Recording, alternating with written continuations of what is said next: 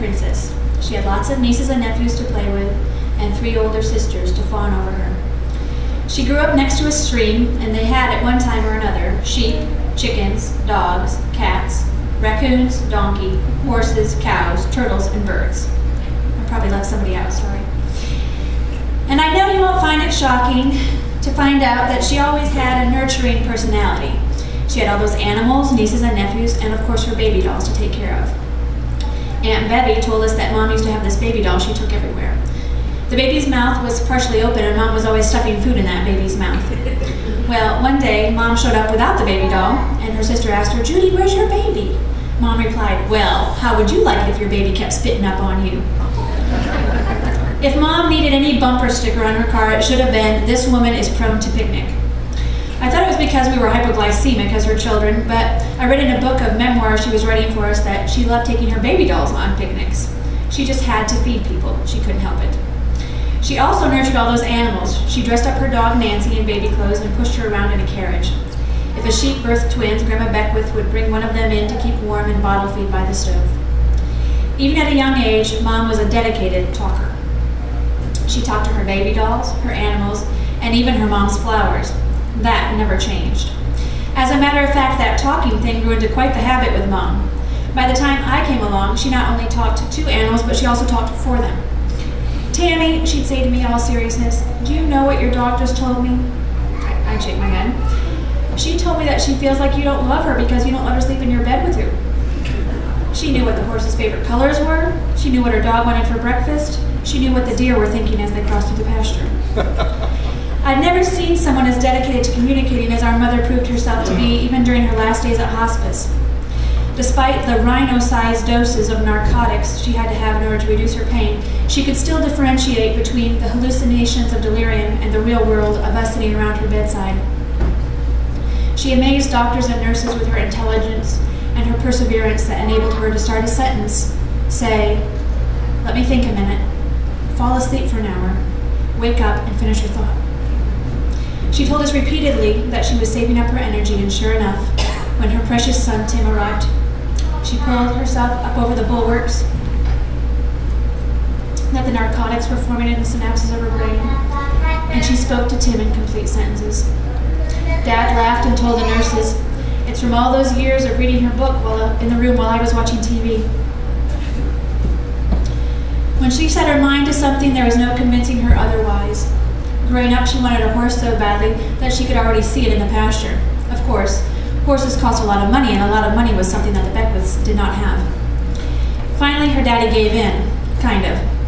He'd come across a donkey that he could afford for his Judy, and he brought him home.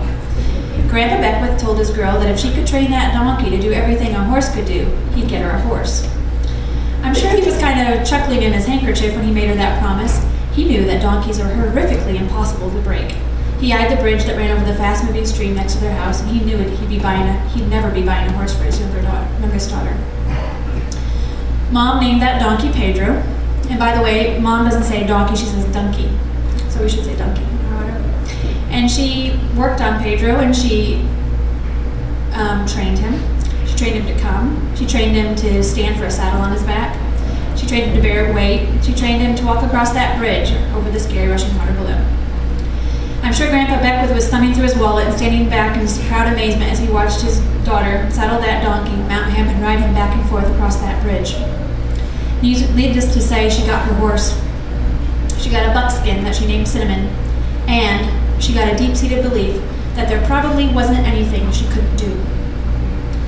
As children, we begin knowing our parents as providers. I knew that she could cook, bake, sew, teach, entertain, laugh, sing. And of course, as children, we assume that everybody's mom is just like that. But as I got older and our friends were always clamoring to come to our house because our mom was the best cook and our mom was the most fun, it started to dawn on me that our mom was unique. Our mom could dash a garter snake to pieces with a hoe. Our mom could bake a souffle. Our mom could ride horses. Our mom could grow beautiful roses. Our mom could sew clothes. Our mom made the best homemade pizza in the East. How many have had it? No. When other parents talked about how excited they were that summer break was over and that their kids were going back to school, Mom would explain, "Oh, not me. I hate it when summer vacation is over. I love having my kids home with me. I miss them when they go back." Our mom adored us and wanted us. As I grew older, I started to see Mom as a woman. I saw that she was the instigator and organizer of all the parties and get-togethers. She was respected and admired for what she could do, but also for who she was. She was straightforward and honest. She was vivacious and friendly. She laughed loudly, loved loud, blaring music, and wanted to talk to everyone and everything. Step stools, cars, plants, stereos included. With Mom, everyone and everything is somebody. And if you were somebody, then you were inevitably her friend, because with Mom, there were only two categories in this world: old friends and friends I haven't met yet. She took her friend-making seriously. Before the days of Facebook and all those social networking gadgets, Mom printed out her business card. She put her first name on the top line, and where some put things like lawyer and doctor and teacher, Mom wrote, "Your friend." So since most of you here fall into the category of friend, I'd like to close with what it's like having Judi as a friend. Mom's qualifications for a friend are: we have to love to laugh, to eat, to talk, and to sing and bounce along to music. If you play cards, love Jesus, flowers, babies, and dogs, you'll be qualified for special friend status. Mom was one of those hip mothers with a Facebook account. In her About Me section, she wrote, "I am fun-loving and enjoy life. I love sunny days, like today, and cold lemonade and an ice cream cone. I love newborn babies and the way they smell and how they coo when you kiss them. The most important thing to me is my faith in God and all that entails in my day-to-day life. Next comes my family, my husband of so many years, and our 3 grown children. Add to that their spouses and the grandchildren we have been blessed with. You will find me always close to laughing and soaking up the sun as much as possible." I would describe Mom as intelligent, fun-loving, industrious, creative, and hopeful. Mom could keep Dad and all of us kids organized. She was always learning and reading. She wasn't intimidated by computers, new technology. She even read instruction manuals cover to cover. She was always making plans for parties and activities. As a matter of fact, 2 days after our party here on July 5th, she sat Dad and me down and was already planning her next party. She always had grand ideas, and at the conclusion of each of them, she would say, "And a good time was had by all." Mom always had a to-do list and a schedule. She always had a black composition book that she drew lines in and outlined the menu for the week. She would schedule who she was going to have for dinner, what she'd fix, and she put a grocery list on the side. I bet if we could find those black notebooks, each of your names would be in there. Aunt Betty wrote us that she would be a bit surprised if Jesus had Mom up there in heaven organizing the newcomers. It was her effortless organizational skills that earned her the nickname of Superwoman from my dad's sisters.